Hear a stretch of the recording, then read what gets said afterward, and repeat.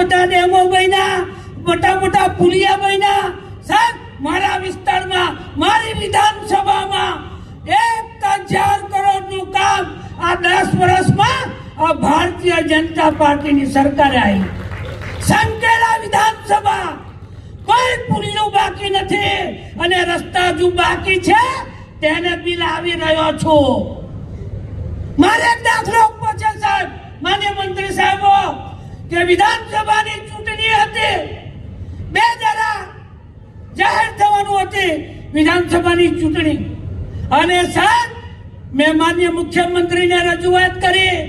માન્ય હાલના અમારા પ્રદેશ અધ્યક્ષ જગદીશ પંચાલ સાહેબ તે વખતે આપણે માર્ગ મકાન હવાલો સંભાળતા હતા.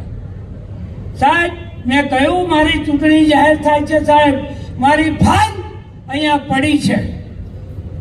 જોજવાનો પુલ 36 કરોડના ખર્ચે રાતે 11 વાગે સાહેબ સીએમ સાહેબે સહી કરી અને આ પુલનું ખાતમુહૂર્ત બી થઈ ગયું અને આ કામ ચાલે છે. એવા તો કેટલા બધા પુલો નસવાડી, સંખેડા બધામાં થયા છે, ઉદયપુરમાં બી થાય છે અને કવાડમાં બી થાય છે. પણ તમે બધા બોલજો, તમે સાચી વાત કરજો, એ લોકોને કહેજો તમે અહીંયા તમારા વિસ્તારમાં કામ કરો. અહીં બધા બેઠા છે ભાઈ, અહીંયા ગીતાબેન છે, નારણભાઈ છે, અમારા જયંતિલાલ છે, અહીંયા રાજુભાઈ છે, અમારા ઉમેશભાઈ છે. આદિવાસી લોકો આટલા બધા હોશિયાર છે, ભણેલા ગણેલા બેઠા છે અને ટ્રાઇબલનું આયોજન હોય, આ બધા આયોજનમાં બધાને લાભ મળે છે. તમે તમારા દેડિયાપાડાની ચિંતા કરો, અહીંની ચિંતા બંધ કરો. અહીંયા ભાજપની સરકાર 27માં 23 બેઠકો લાવી છે. 23 આ રેકોર્ડ છે ભાઈ અત્યાર સુધીના ઇતિહાસમાં.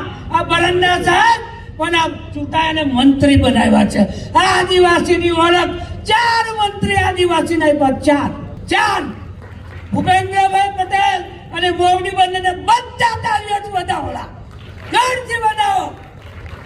આ કામ હેલું નથી. આ 4 મંત્રીઓ બનાવ્યા.